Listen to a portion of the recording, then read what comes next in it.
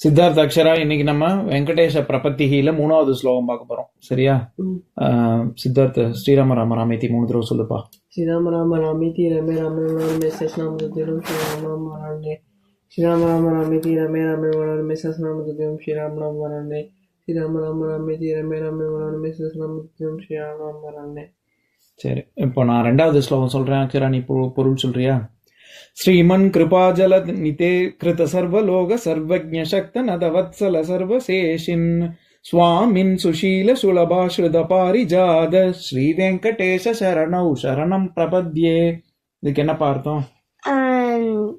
லக்ஷ்மி. இந்த ஸ்லோகத்திலயும் லக்ஷ்மியை தான் சொல்றாங்க. சொல்லு. கிருபா ஜலநிதே அப்படின்னா என்னது? கிருபைனா என்ன? உலக கருணை. கருணை எவ்வளவு இருக்கான்? கருணை வந்து கடல் அளவு இருக்கு. Very good. அப்புறம் கிருத சர்வலோக, உலகம் எல்லா உலகத்தையும் கிருத படைத்தவங்களே. சரி, சர்வஜ்ஞ அப்படின்னா என்ன சொன்னேன்? சர்வஜ்ஞன் அப்படின்னா என்னது? தூணிலும் இருப்பான், துரும்பிலும் இருப்பான், எல்லா இடத்துலயும் இருப்பாங்களே. சக்த நத வத்சல சர்வசேஷின். வாத்சல்யம்னா என்னது? வத்சலா பேர் சொன்னேனே, பொண்ணு பேர்லாம் இருக்கும். மன்னிக்க கூடிய மனம் படைத்தவர். என்ன பண்ணாலும் மன்னிக்க கூடியவங்களே. அப்புறம் அப்பேற்பட்ட சுவாமின். சுஷீல, சுஷீலான்னா என்னது? ஷீலா சுஷீலா அப்படி சொன்னேனே, அது என்ன ஞாபகம் இருக்கா? நல்ல குணம் படைத்தவள். ஷீலம்னா குணம்னு அர்த்தம். சரியா?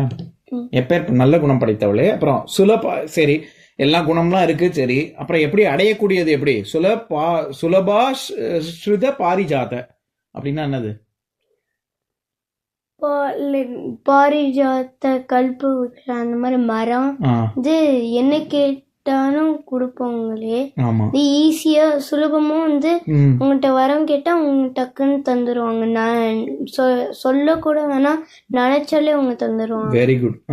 ஸ்ரீ வெங்கடேஷ சரணௌ சரணம் பிரபத்தியே. லக்ஷ்மி விஷ்ணுவுடன் கூடிய லக்ஷ்மிக்கு என் நமஸ்காரங்கள். Very good. சரி, இப்ப 3வது ஸ்லோகம் பார்க்கலாம். படிக்கிறேன், அப்புறம் பொருள் சொல்றேன். ஆனு புரார்ச்சித சுஜாத சுகந்தி புஷ்ப சௌரபிய சௌரபகரௌ சமசன்னிவேஷௌ சௌமியௌ சதானுபவனேபி நவானுபாவ்யௌ ஸ்ரீ வெங்கடேஷ சரணௌ சரணௌ பிரபத்யே. இதுல இது 3வது ஸ்லோகத்துக்கு போறதுக்கு முன்னாடி நான் ஒரு 2வது ஸ்லோகத்துல தப்பா சொல்லிட்டேன்.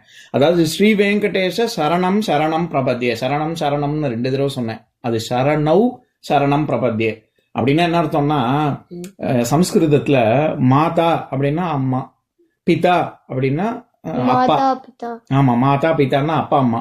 சேர்த்து சொல்லும் பொழுது பிதரவ் அப்படின்னு சொல்லுவாங்க.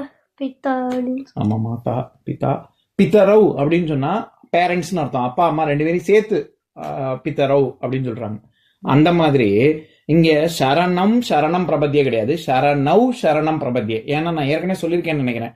ராமன் அப்படின்னு சொன்னா ராமனை மட்டும் குறிக்கும். ஸ்ரீராமன் அப்படி இப்ப ஜில்லு சித்தப்பாவோட ராம லட்சுமணரை குறிக்காது. ஸ்ரீராமன்னா யாரு? ஸ்ரீங்கிறது யார குறிக்கும்? சீதையை குறிக்கும். சீதையுடன் கூடிய ராமன் அர்த்தம் ஸ்ரீராமன்னா. சரியா?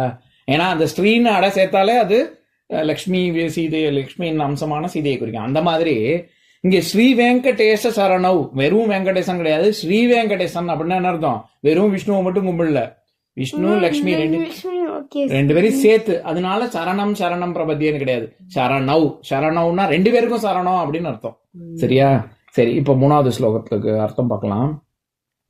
ஆனு புரார்ச்சித, நம்ம ஹரிவராசனம் ஸ்லோகம் பார்க்கும்போதே பார்த்துருக்கோம். அர்ச்சிதா, அர்ச்சிதம்னா அர்ச்சனை அப்படின்னாலே பொழுந்து பாடுறது. சரியா? அது எப்படி புகழ்ந்து பாடுறது? ஆணு புரார்ச்சித அப்படின்னா திரும்ப திரும்ப புகழ்ந்து புகழ்ந்து பாடக்கூடிய. நம்ம எல்லாரும் புகழ்ந்து போற்றி. நீ கேட்டல போற்றின்னா என்ன அர்த்தம் அப்படின்னு. நம்ம திருத்தொண்டர் தொகையில போற்றின்னு வந்தது. நீ கூட என்ன போற்றி போற்றின்னு வந்தது அப்படின்னா என்னன்னு கேட்டியே. போற்றினா புகழ்ந்து பாடுறதுன்னு அர்த்தம். சரியா? இங்க ஆணு புரார்ச்சித அப்படின்னா அதான் திரும்ப திரும்ப புகழ்ந்து பாடக்கூடிய சுஜாத இங்க வந்து இதுலயும் லக்ஷ்மி விஷ்ணுவுடைய அம்சங்கள் எப்பேற்பட்ட குணங்கள்னு தான் பாக்குறோம். சுஜாத ஜாத அப்படின்னாலே ஜம்முனாலே எழும்புவது, ஜாத அப்படின்னாலே பிறப்புன்னு அர்த்தம். அதனாலதான் நம்ம பிறக்கும் பொழுது இருக்கக்கூடிய கிரகங்கள் நிலையை வந்து ஜாதகம் அப்படின்னு சொல்றாங்க. சரியா? சுஜாத சூங்கிற அட சேர்த்தா என்ன அர்த்தம்? சூப்பர். ஆமா, சூப்பர். பிரபாதம், சுப்பிரபாதம். சரியா? நம்ம போன இது பாட்டுல கூட பார்த்தோமே, ஷீலா சுஷீலா, குணம் நற்குணம் அப்படின்னு. சூங்கிற அட சேர்த்தாலே ரொம்ப மங்களகரமான அப்படின்னு அர்த்தம். அந்த மாதிரி சுஜாதான் பேர் கூட இருக்குமே, சுஜாதான் பொண்ணு பேரு. ஜாதானா பிறப்பு, சுஜாதானா நல்ல பிறப்பு, மேன்மையான பிறப்புன்னு அர்த்தம். சரி, நோபல் பர்த் அப்படின்னு அர்த்தம். சரி, சுஜாதா ரொம்ப மேன்மையான குணம் கொண்டவளாகவும் பிறப்பே ரொம்ப மேன்மையானதாக இருக்கக்கூடிய சுஜாத. சுகந்தி இங்க வந்து பாத கமலம், அவங்களுடைய விஷ்ணுவுடைய பாதத்தை தான் எப்பேற்பட்டது அப்படின்னு வர்ணிக்கிறாங்க. சரியா? இந்த சுஜாத, சுகந்தி, புஷ்ப இது எல்லாமே பாதத்தை தான் வர்ணிக்கிறாங்க. சுகந்தி கந்தம் அப்படின்னாலே வாசனைன்னு அர்த்தம். மறுபடியும் சுகந்தம் சூன்றாட சேர்த்தா மங்களகரமான ரொம்ப ரொம்ப பிரமாதமா இருக்கக்கூடிய வாசனை பொருந்திய புஷ்ப. பாத கமலம் எப்பவுமே பாதம், கை, முகம், மார்பு எல்லாத்தையுமே தாமரைன்னு தான் சொல்லுவாங்க. சரியா? அதனால இங்க புஷ்பம் போன்று இருக்கக்கூடிய, தாமரை போன்று இருக்கக்கூடிய பாதங்களை கொண்டவனே. சௌரபிய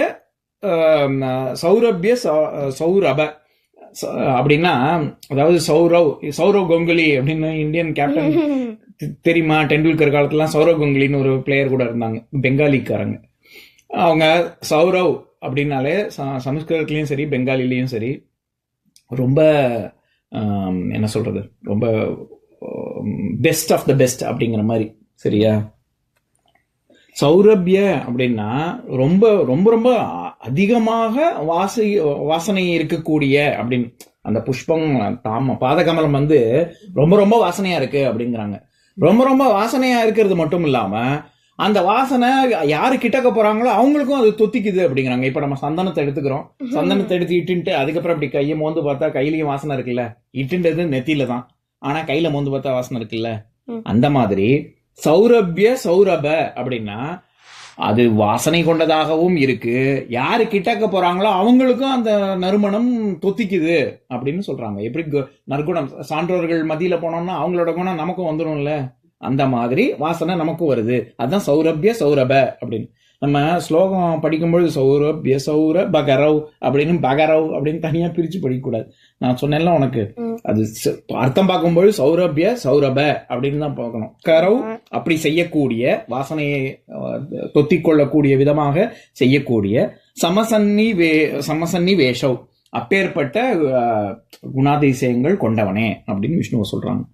சௌமியவ் அதே மாதிரி சௌமியா அப்படின்னு பொண்ணு பேர் கூட இருக்குன்னு சொன்னேனே, ரொம்ப பேரழகு கொண்டவள் அல்லது ரொம்ப உன்னதமான அப்படின்னு அர்த்தம். சௌமியவ் சதானு பவனேபி நவானுபாவியோ அப்படின்னா என்னன்னா, அதாவது இப்போ இந்த மாதிரி தினசரி புகழ்ந்து பாடுறோம்ல, புகழ் போற்றின்னு சொல்றோம்ல, அப்படி சொல்லும் பொழுது சதா என்னடா உன்னோட சதா ரோதனையா இருக்கு அப்படின்னு. சதானா என்ன அர்த்தம்?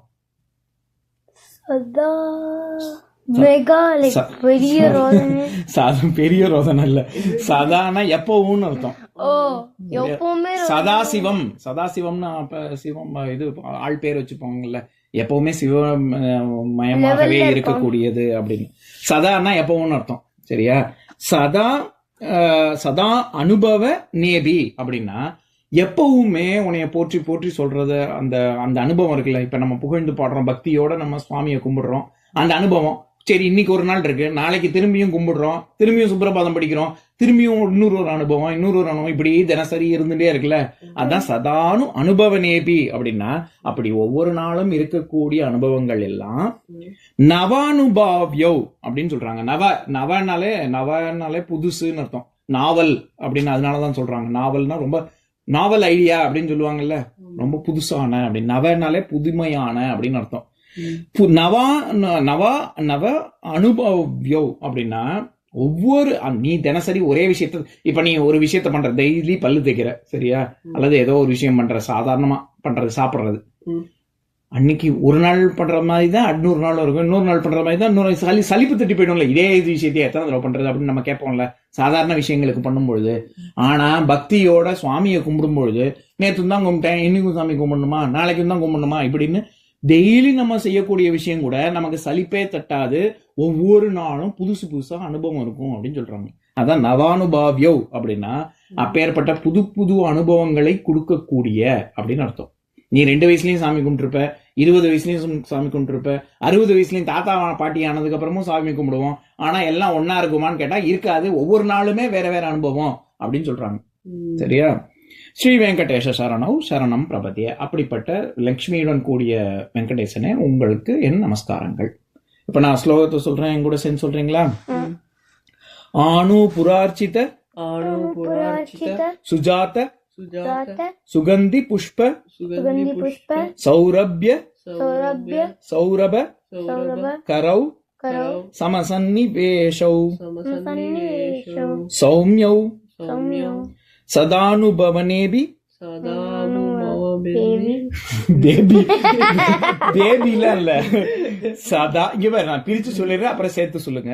சதா அனுபவனேபி அப்படின்னு, சதானுபவனேபி அப்படின்னு சொல்றோம். சதானுபவ பேபி எல்லாம் கிடையாது. சரியா? சதானுபவனேபி